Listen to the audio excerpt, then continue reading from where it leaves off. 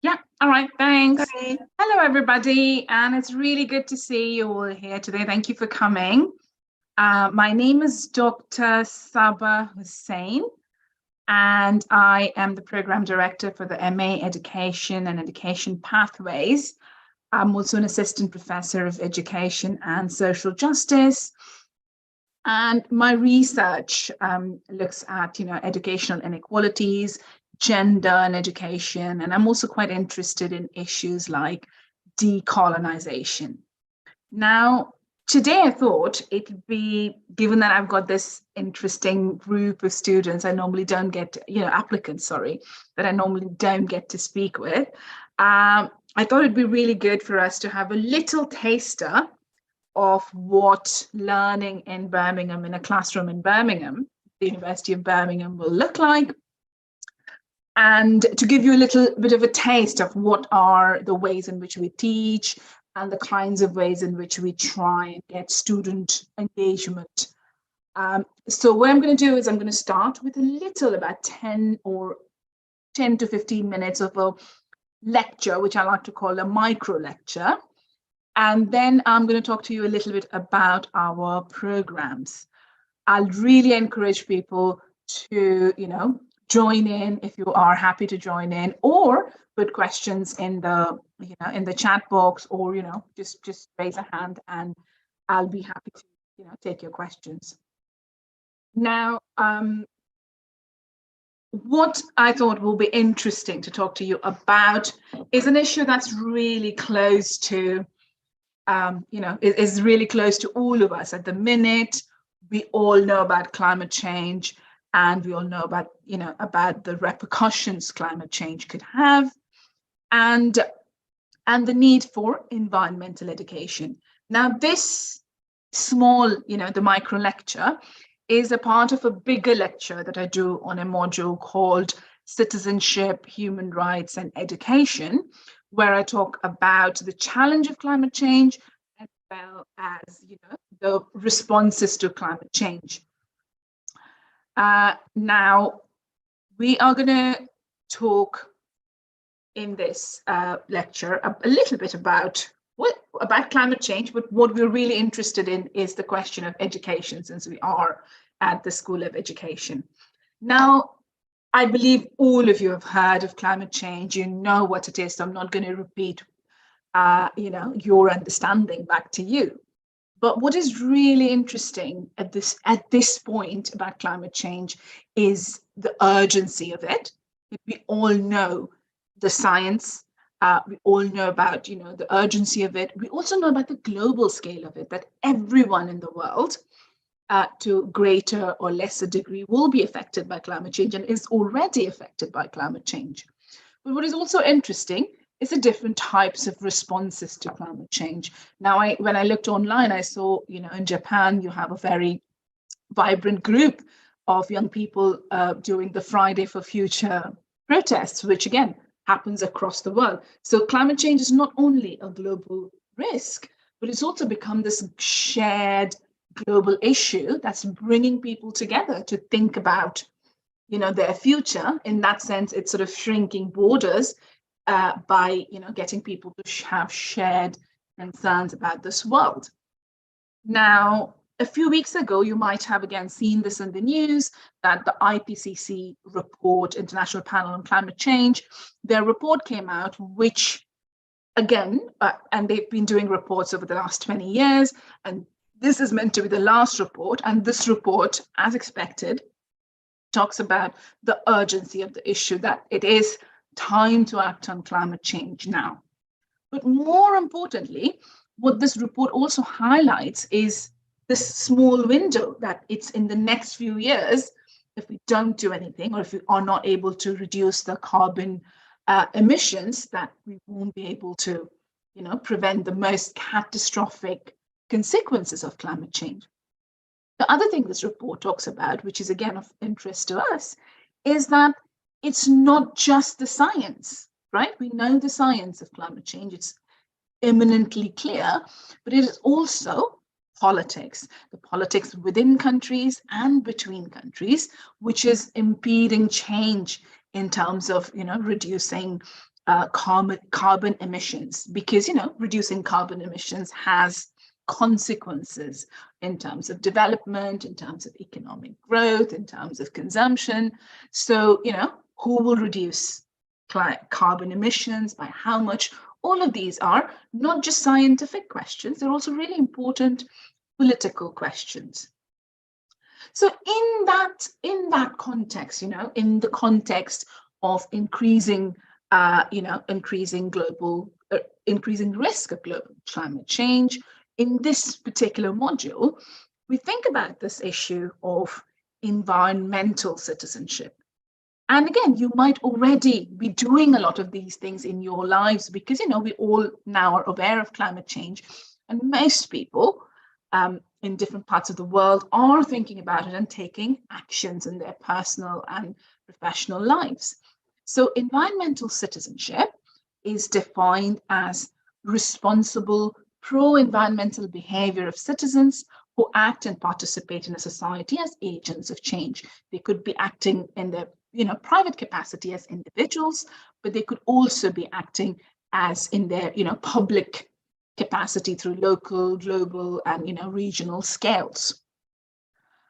They could be doing things like protesting, like the Friday for Future and other environmental movements, but they could also be doing individual things like changing their consumption pattern, buying sustainably sourced produce,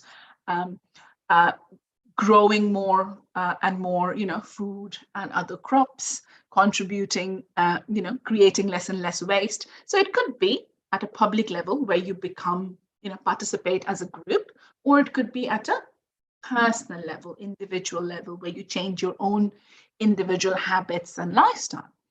So the question for us then in this module is around what kind of education do we need to promote this type of environmental citizenship or pro-environment behavior, like behaviors that are aimed at protecting the environment or reducing, environmental costs. Now, obviously, the answer is we need environmental education. We need people to become aware and to be, concerned about the environment and its problems. And we need these people through education to have the knowledge, the skills, and the attitudes that will help them, work towards the protection of environment, towards the reduction of carbon emissions, and so on.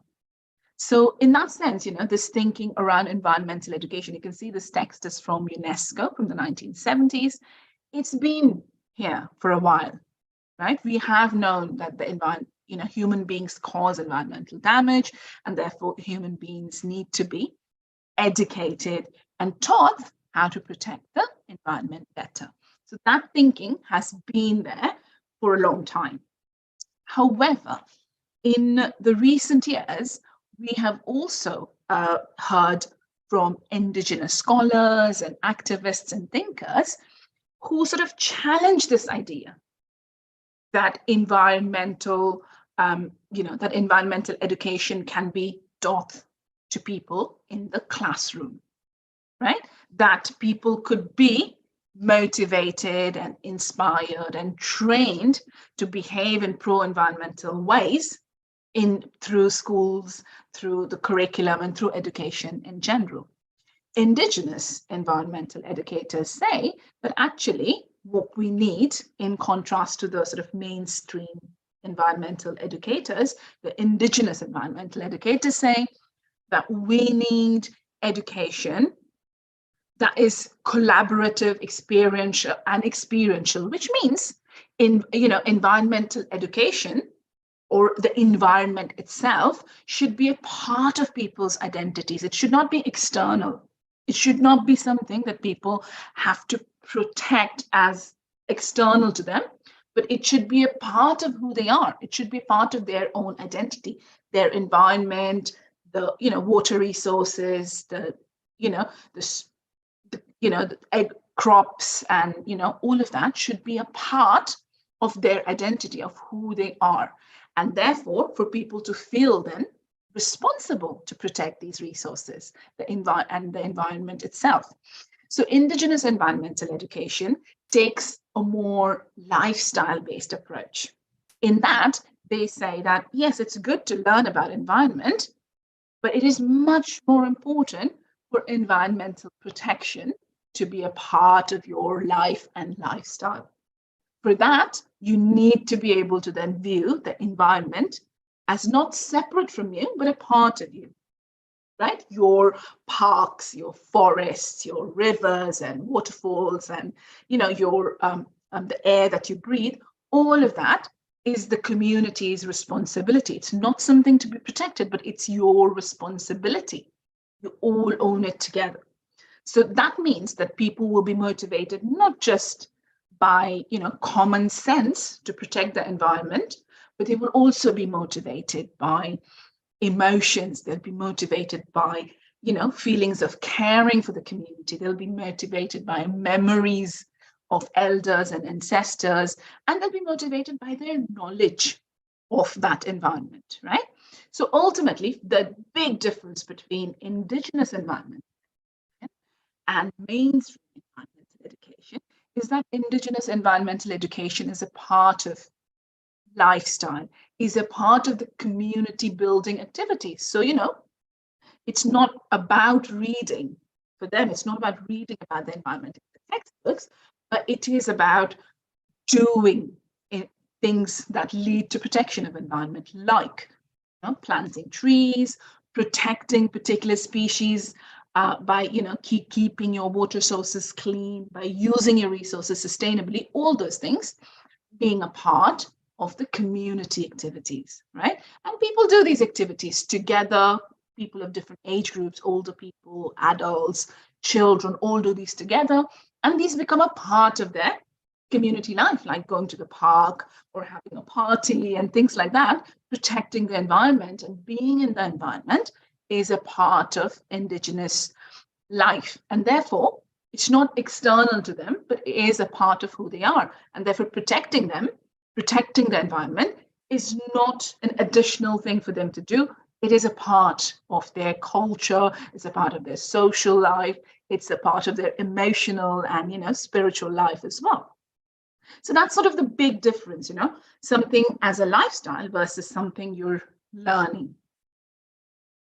Now, just to give you, another example to drive home this point of the major difference between the mainstream education around environment and Indigenous education, is that at the core of Indigenous education is ideas, is a very different idea of what environment is and what environment is about, right? So Indigenous, Indigenous agriculture again. And when I say Indigenous agriculture, I mean agriculture, small-scale agriculture done on the basis of what the community needs. So if the community needs rice, and X amount of, this is how big the community is, and therefore I need this amount of rice, you will grow that amount of rice. Or if the community needs another crop, you grow another crop. So, it's very much about the needs of the community. It's also very much about the rights of the community, right? And it is about the community labor and community, working together to keep those resources intact and to use them sustainably. Now, the big difference there is the idea that, in mainstream, our way of thinking, land, air, water, all these things are commodities we can sell. We can sell land, we can sell water, we can pay for animals and food and so on. But in the Indigenous cultural space, all these things, land, air, water, animals, farm animals, food crops, all of these things cannot be commodified because they're owned by the community. So you don't buy and sell those things. You might exchange those things, right? Because everyone has equal right to those things, whether you can afford it or whether you can't afford it. The idea is that the community, the Indigenous community, has rights to those resources, right? So that's a completely different way of thinking about food and about agriculture as a lifestyle, as opposed to thinking about agriculture as a business that's used to make profit. So here I've given you a couple of links, and I will share this presentation with you all if anybody's interested in following it up. I've given you some links to, case studies. I've given you a link to an interesting article on indigenous agriculture.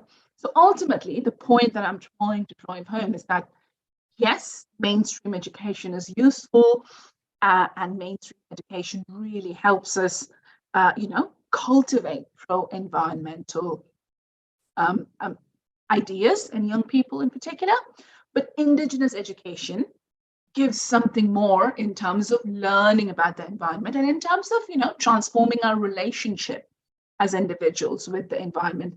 But that will require not just a transformation of our relationship with the environment, it'll require, as you can see, a transformation of our economic system. How do you produce things and how do we consume things, right? So I will, I will leave you to sort of explore this further if you're any interested. But for us, therefore, in the School of Education, in particular in my course, our interest is in developing our understandings of both existing ways of thinking about education, whether it's about environment, about human rights, etc., but also, looking at newer ways. And maybe what can, for instance, what can mainstream educators learn from indigenous educators? What can be learned? Can there be new models of education based on mainstream perspectives as well as alternative perspectives? So the aim of this little, really small micro lecture was to give you a sense of perhaps three things. If you take away anything from this lecture, I think it'd be these three things. What is environmental citizenship? I hope you understand, get a broad idea of what it is, ways in which people relate to environments. What sort of education will help us build this type of attitude towards the environment, that is this environmental citizenship? And what lesson can we learn from indigenous education about environmental education? Because we know about environmental education, it's very well established. Most schools have environmental studies and they'll teach you about environment. Most people learn something about the environment in school, but is there some lessons that can be learned from the indigenous education model? Now, at the heart of all of this, this micro lecture was to give you a demonstration of our focus on learning from different parts of the world, but also from different perspectives, the mainstream, the well-known perspectives, and the alternative and, radical perspectives as well. We're interested in both. We're really interested in case studies from different parts of the world because we have a really international cohort and we like to, learn from them, our students, but we also like to learn together about different parts of the world and how, we might compare them. That's always a good learning opportunity. And quite often, we also use a lot of student-led discussions. As I said, in a discussion like this, I will have students from Nigeria, from Malaysia, from China and India and other parts of the world, and the UK, of course, who share their experiences of environmental education, who share their skepticism sometimes about the alternative perspectives and why it might not work in their context. So I think we are a really international, multicultural school, and that reflects, I think, in both our curriculum, our teaching style, and our learning style. So I hope you've liked this little teaching session. What I'm going to do next is talk to you a little bit about the MA course. But before I do that, I'm just going to pause for like 2 or 3 minutes to see if anybody has a question or a comment, and then I'll carry on. So please let me know if there are any questions, either on the text or, you can speak, unmute and speak.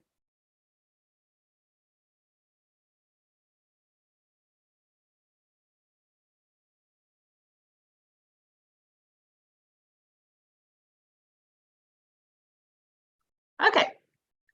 I mean, again, if you have questions, please feel free to come back at the end of this, and there'll be time for discussions and conversations.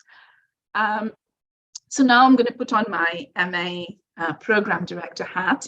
and I'm going to introduce you to our suite of programs. So we've got so the MA education at the School of Education in Birmingham we've got 5 different programs. One is our generic MA education. And then if you're interested in specific aspects of education, we've got an MA education in leadership. Then we've got an MA education in social justice, another one in inclusion and disability, and another one in comparative and international perspectives. So these are the pathways, and the pathways and the general MA have lots of overlap. There are lots of shared modules, but if you're in a pathway, as I'll just show you, you will have some specific compulsory modules to build that specialism. Now, the MA education and pathways are full-time campus-based courses, and students must successfully complete 180 credits to graduate with the degree of MA education or MA education, any of the pathways. There are these 180 credits you will be accumulating through studying and passing individual modules, some of which will be compulsory, some will be optional, as I will show you in a minute. So what do you get when you come to us at the University of Birmingham? You have a world-class research environment. We are one of the top-rated university in the country, second, I think, in the country for research and education. So you know that you're coming to a school with a very active research culture. And if for those of you that have PhD aspirations, that again is a added benefit. You'll be taught and supervised by these research active staff that are quite often leading academics in their fields. There'll be regular, obviously, the school-wide lectures, then you have seminars as well as research events. And ultimately, you'll be joining a stimulating and supporting international and diverse community of scholars that share a commitment to social justice and educational equality across the world. Now, there are many opportunities. As I said, we are really research intense school. So there are many opportunities of learning within the classroom, like I just showed you, the lectures and discussions in the classroom, but there are other opportunities. For example, the master's dissertation is a really good opportunity for many of you, especially those of you that want to do a PhD later, to develop your independent and original research skills and to explore a topic in depth. Then you have seminars, which is, we normally have a structure of lectures, which is something I did, like a micro lecture. Normally the lectures are an hour. So in the lecture, your lecturer will often take you through the topic, outline it, and give you all the important perspectives. And in the seminars, which is longer, it's about 2 hours, you'll be in a smaller group, and you talk about those things. You share your readings, you ask your questions, you do activities to sort of develop and consolidate that learning. Then we've got a host of frequent guest speakers and other events within the school, as well as the university more widely for you to attend, which will be of different events will be of interest to different people. There are work placement opportunities, including opportunities in our Dubai campus, as well as, there's funding such as the Turing scheme, which will allow you to go abroad to a country of your choice to do a placement that you have arranged yourself, let's say through your contacts and your previous experience. So that's also possible. And I always say this, universities are located in cities, and Birmingham is located embedded in the life of the city of Birmingham. And it's really important to treat the city as well as a site of learning. Birmingham has got incredibly rich history, particularly industrial history, and it's a second biggest city in the country, and has a rich sort of, multicultural social life. So there is a lot, again, that the city itself offers to you as learners and as, social science students. Now, this is where I will show you how we often, the difference basically between whether you pick an MA education course or an MA education pathway. So if you have, let's say, if you're doing an MA education, you will be in the first semester picking up, these are all, modules that are currently being taught, but for next year, the modules might be a little bit different, but broadly, these are the modules. So in the first semester, there is one compulsory module, which is, for both for MA education and MA education pathways, the education policy in society. Everyone does it. But the MA education students go on to then choose between 4 options. And then they have another compulsory module, which is called researching education. So those 2 compulsory modules are compulsory for everyone, for both the MA education students and the MA education pathway students, right? However, if you are a pathway student, you also have a compulsory pathway module to take, which is a specialist module for your pathway. For instance, if you're a social justice pathway, your compulsory module is going to be education and social justice. If you're inclusion and disability pathway, your compulsory is going to be cross-cultural issues and special education and needs. If you're comparative and international, I think your module is going to be education as an international issue. And for a leadership pathway, your more compulsory will be understanding school improvement. Right? So in that sense, these modules are still available to the MA education students. So even if you are applying for an MA education, there's always the possibility for you to take any of those pathway modules as an optional module for you.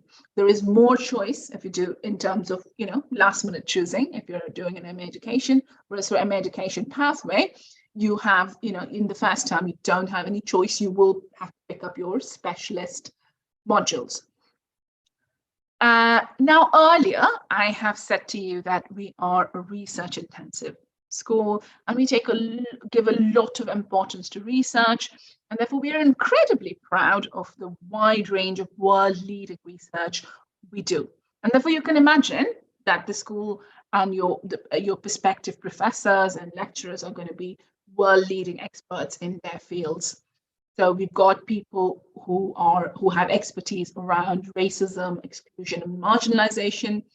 We've got people who have expertise around attainment gap difference, between different groups in education. We've got people who have expertise on public sector and private sector education. Our colleagues have expertise around social justice and teachers' development and teachers' identity and leadership. Again, I've got a range of colleagues who work on the impact of transnationality, because, it's a globalized world, people move around and so on. So colleagues are working very much on the edge of, the social world and the developments that are happening in the world as we know it. My colleague, Professor Carl Kitching, works on young people and childhoods and how inequalities affect learning in a younger age. We've got colleagues, again, who there's a whole range of, expertise in disability and inclusion, or with educational and social inclusion. Professor Graham Douglas is one of them. And there are a range of other colleagues who work on issues like myself. I work on gender and education. I work on decolonization, and I work on, equality, diversity, and inclusion within education as well. So you'd find that within the School of Education, you're being taught and supervised by people that are also research active and do research in those areas. And this is a question I get asked a lot when I meet students, that yes, your degree is great and we'd like to come and study with you, but what will I do after I've got an MA education or an MA education pathway degree? So we are a new course. We're not very old. We're about 4 or 5 years old now as a master's program. And you can already see that our students have found interesting and engaging opportunities in different sectors. So academia is obviously one of them. Many of our students, including some of our students from last year's cohort, have gone on to apply for PhDs and are working with our colleagues, including myself, as PhD students in Birmingham. There are other people who graduated from our degree have gone on to other universities, University of Oxford and others, to do higher learning PhDs. They've also, a lot of our students find employment in the education sector, working around educational inclusion, student services and widening participation. our students also find employment in international schools and global education. We also have students who find opportunities to work in charities and public services and NGOs and so on. There are others who find, particularly in the UK, home students that find employment in teaching and teacher training in the UK. And ultimately, there are also students who are beginning to explore opportunities and finding opportunities in the consulting sector.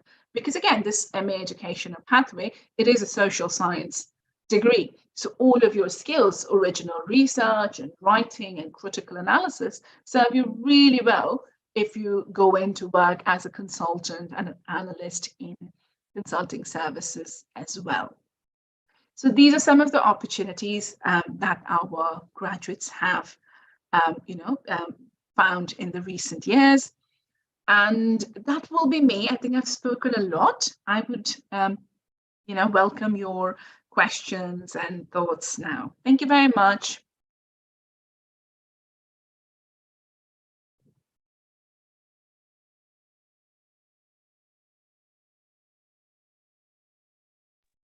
Feel free to unmute and, speak, or, if you can put the question down on chat.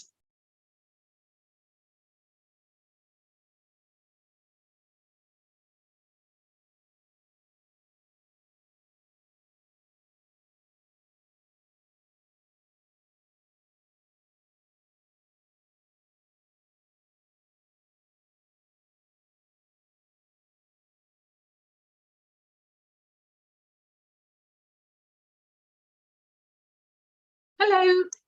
I mean, any questions about, about your, can you give people permission to unmute, please? Do you know which, okay. Okay. Thank you. We're dealing with it. Just give us a minute.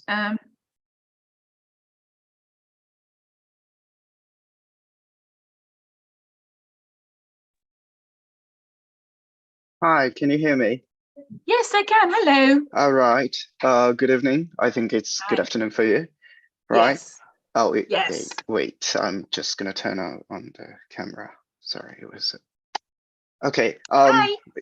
Hi. It was very informative and inspirational presentation. Thank you so much. Thank you. And I'm interested in the half the presentation because I'm interested in how you decide to work on social issues for a PhD and also now. And according to the biography of your biography, I read it on the official website of University of Birmingham, which said you worked on gender equality, I guess feminism, Yes. for your PhD. What did motivate you to work on it for your PhD? I would like to hear more your personal thoughts about this topic. Sure. Thank you for the question. I think for me, so I had done my master's a few years before. Yeah. And I went back. So I'm from India. And I went back to India to work, and I was talking about the consulting sector and all of, I used to work as a social development consultant in India. Mm-hmm. And my PhD topic was looking at girls' education, inequality of education for girls in India. And when I was working as a social development consultant, I worked a lot around, children's issues, social policy, that sort of thing. And one of the things I found was that different people said different things about girls' education. It was very contradicting. Lots of people said, oh, girls don't like, they don't want to be educated. And, parents don't want girls to be educated. They want parents to be married. Whereas parents would say, there's no school, where can I send my children? Or girls would say, I really want to become, I have this aspiration to learn IT and do this. So there was like all the time in any project I did, when I talked about women's and girls' education, there was this constant contradiction. Mm-hmm. They said opposite things. It's like, do you not talk to each other? That was my thought. That do those people not talk to each other? Mm. And so my PhD then took the form of a study that looked at different stakeholders talking about girls' education and how girls were experiencing it and responding to it, basically, right, in educational settings. And so partly it was my own experience before that I knew the field. I knew, I had an interest in it that made me think that, oh, okay, that's a really important, interesting question to ask because nobody has written about it as well. So one of the things, if you are considering doing a PhD, is to think about what is new about it. That was one of the things I said. I don't find any literature which addresses this, that people think about girls' education in different ways. And therefore, when they make policies, those policies are only from one perspective, they don't work, right? So I wanted to bring these different things together in one place to have a conversation between those, different perspectives.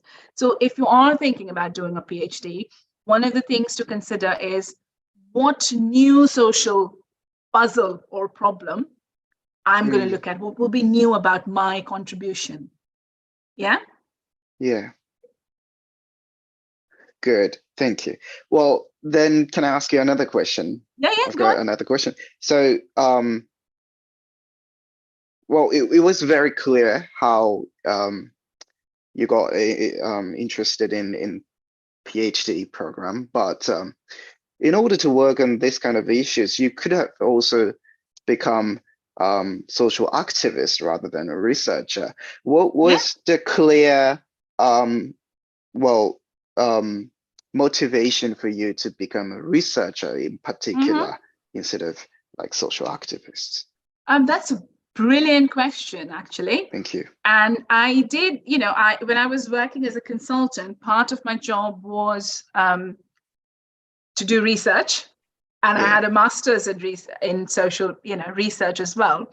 So part of the decision was because I had all the skills, right? That was my skill set, and that was something I was comfortable at. I knew I could, do it. But the other difference between, I think, quite often research and activism doesn't have to be separated so much, right? Lots of scholars and researchers are also activists. Yeah. Right? So if you want to change something, the important thing to know is that what research does is, it could find new information, just that could be one contribution that nobody knew about.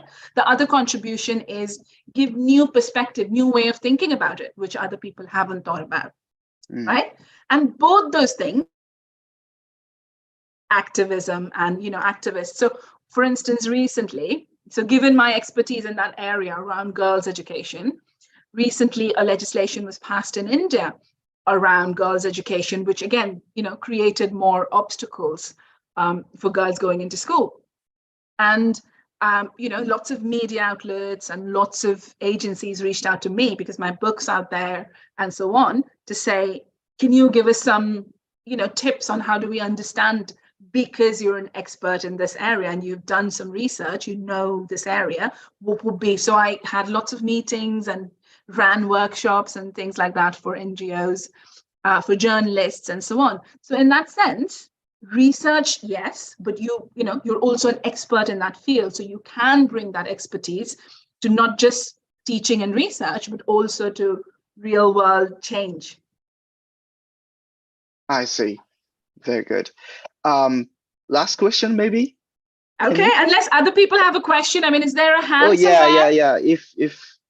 If there's anybody else, I don't see a hand, so please go ahead.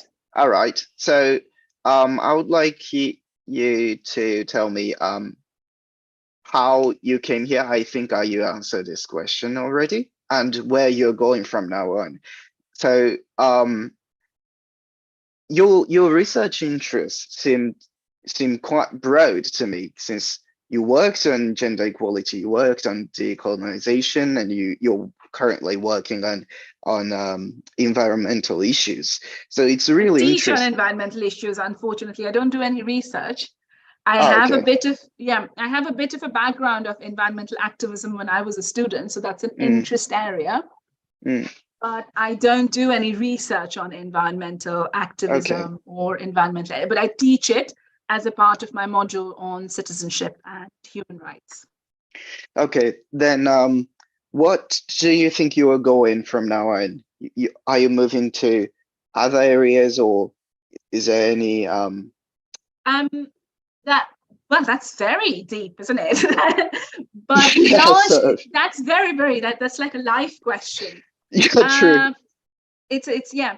So a lot of times, again, as I said, if you're a social researcher, your research really it's quite personal in the sense that it is driven by your experiences.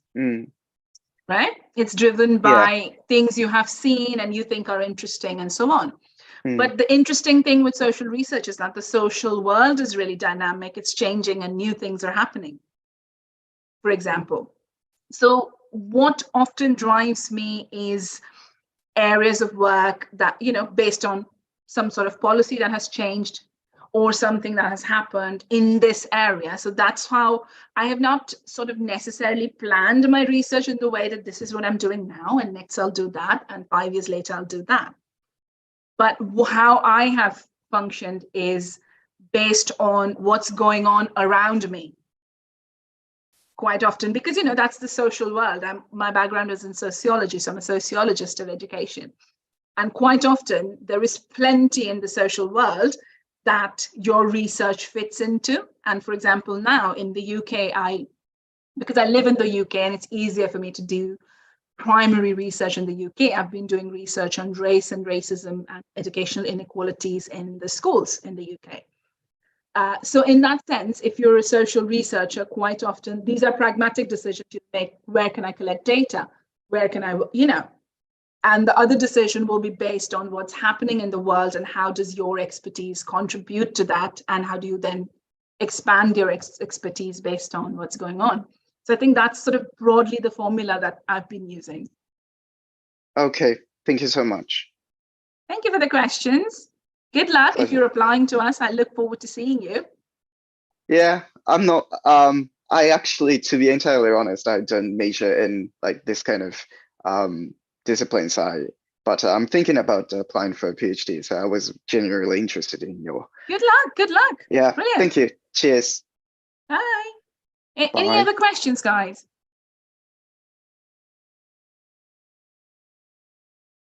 Can I ask some basic questions while I wait Yes. for another Yes, question? please, from the please. student? Please go for Okay, it. so I believe this course doesn't really require teaching experience.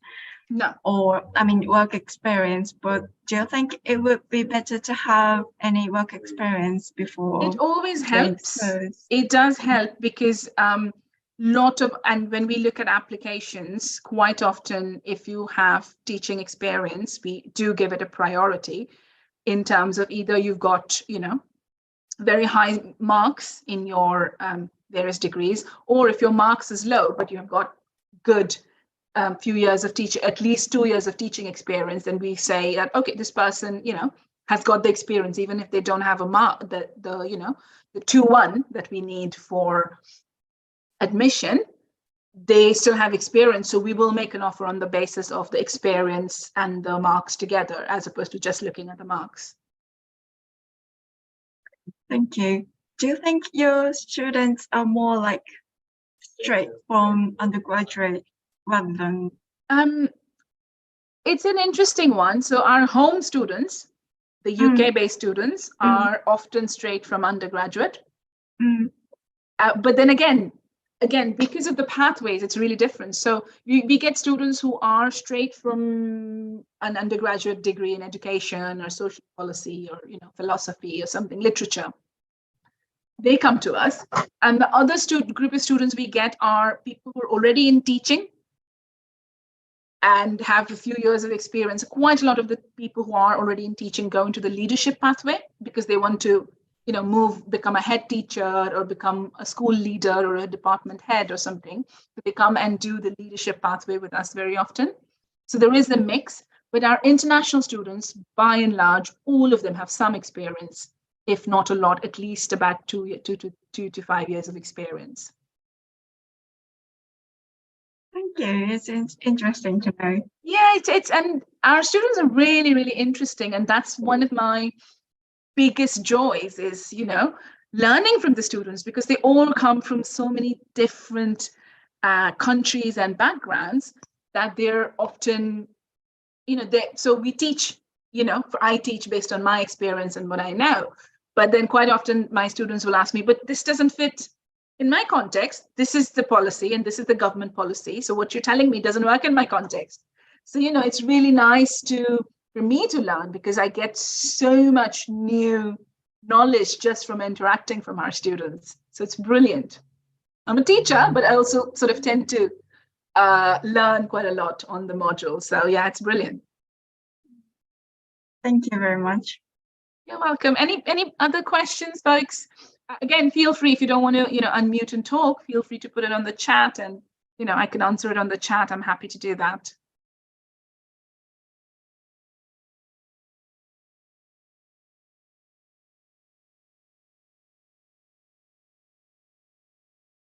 There doesn't seem to be any. If there's anything else. Yeah, I think that. Oh, I think there's one student who wants to.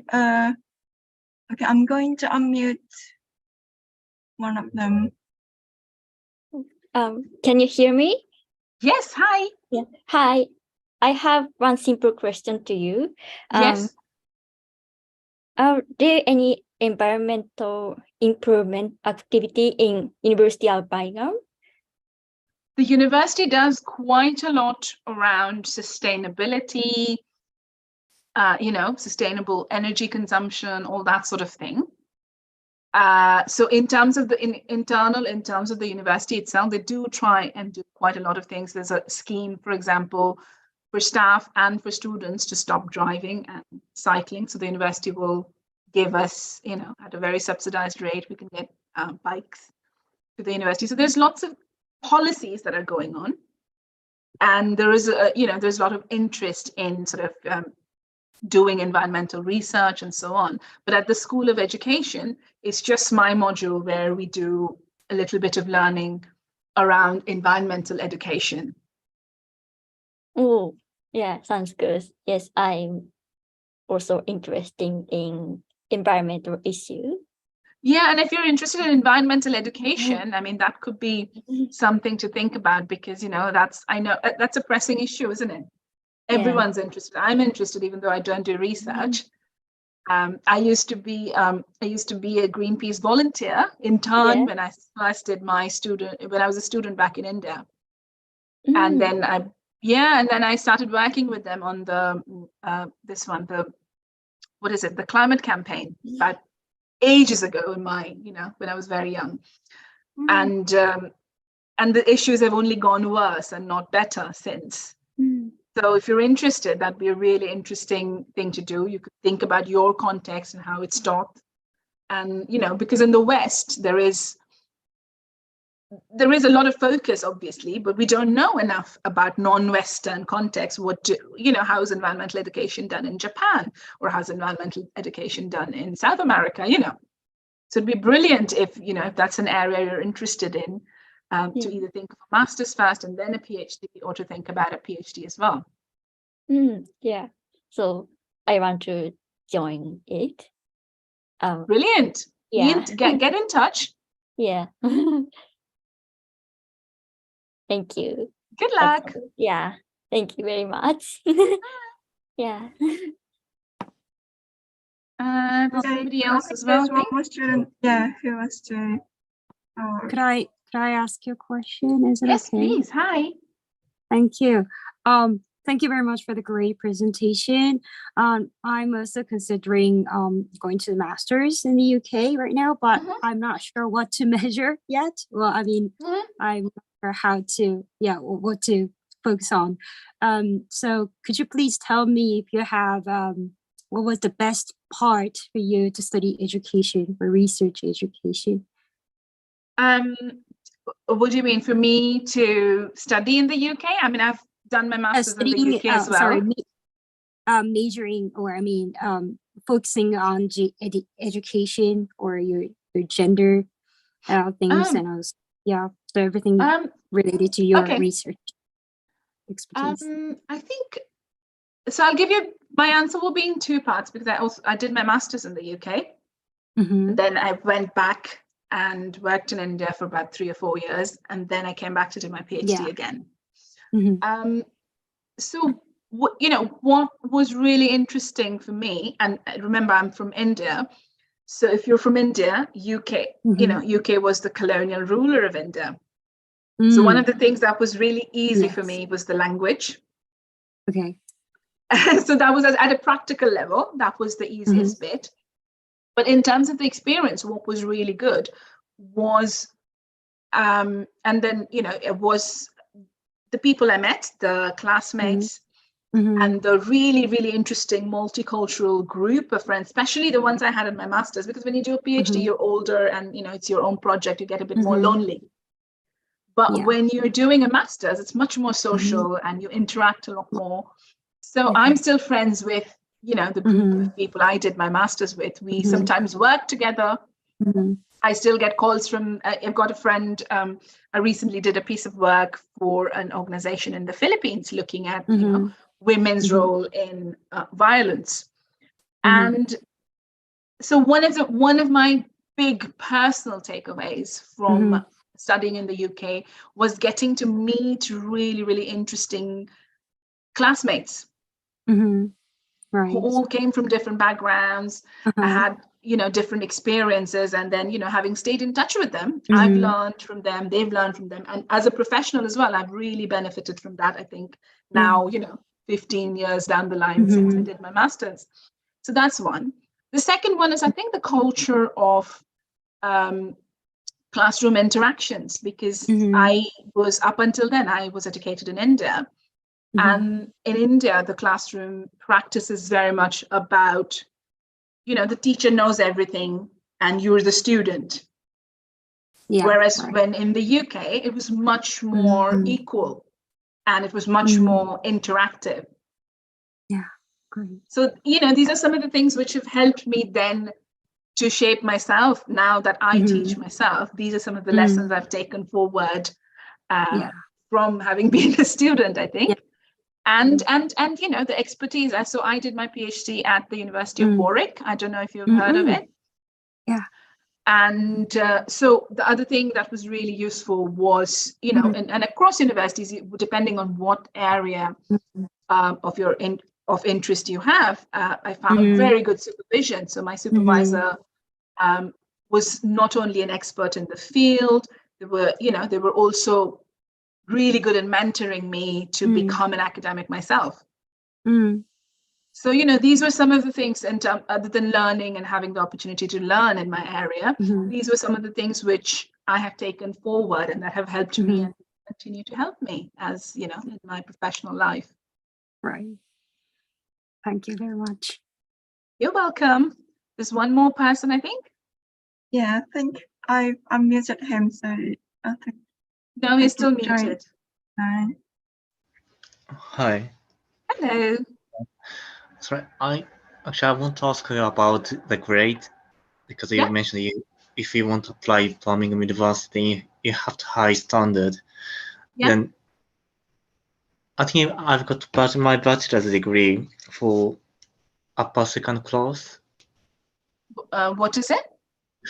What is middle upper second class? Sorry, I can't remember. So for us, it's the minimum requirement is a 2-1, and the 2-1 is like 60 and above. So, but I'm graduating from UCL this year, and my grade is C actually, which is really bad. Is it so you have a 2-2, I will assume. Upper second class. So my bachelor's degree is upper second class, whereas my master's degree is C. So does it affect if I apply another master? So you're applying for another master's. What's your the last master's? What was it on? TESOL. On TESOL. Okay, so you've got a UK education, and So why don't you do this? Have you applied already? Not yet. I mean, if you've got a UK education, that's the other thing actually to be honest. If you've got a UK degree already and you've got a master's, I would seriously consider your application for our course as well, even though it's a C. Oh. Yeah. Okay, good. Good. Yeah, Thank there'll you. be other factors, obviously, your statement and everything, but I'll definitely consider it. Oh, thank you. Yeah, good luck with your application. You sound like, you know, you've already got that experience in the UK and so on. So is it the MA education, one of the pathways you're thinking? No, actually, I wanted to work with Zoltan Donier, professor. Professor? Zoltan Donier. In Birmingham? Yeah, he works at Birmingham University. University of Birmingham. Is it? I mean, do you want to type their name? Sounds unfamiliar. I don't No, know if he's from South Africa. And in Birmingham. Is it in a different department, do you reckon? I think so. Yeah, it So might this not is be in his education. No, I don't think he's in education. You might want to look him up and which department he's in. Yeah. But Sure, you know, I wherever you apply, very at School of Education, I can tell you that we will we will accept with all the other things, right? We will accept below 2-1 as well. Okay, thank you. Thank you so All much. right. Good luck. Cheers.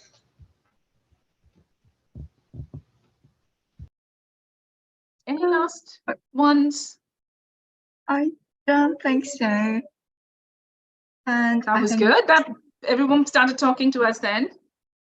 Oh, thanks. that's sad. I'm sorry to hear that. I hope you find someone else whose work is exciting and interesting for you and you can apply. Wish you the very, very best.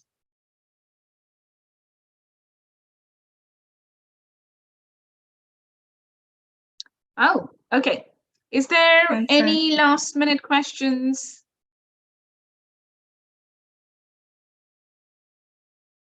Okay, no worries. I mean, Yeah, I think forward your queries to us. And if there are any other queries, just email us and we will be back in touch. If it's about the program, I will respond to it.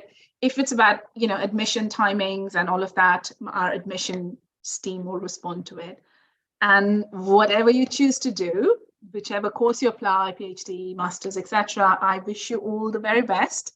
And I had such a good time talking to you all. Thank you very much. 本日はご参加いただきましてありがとうございました。こちらで終了となります。Thank you very much for joining today. Bye. Bye, everybody. Bye.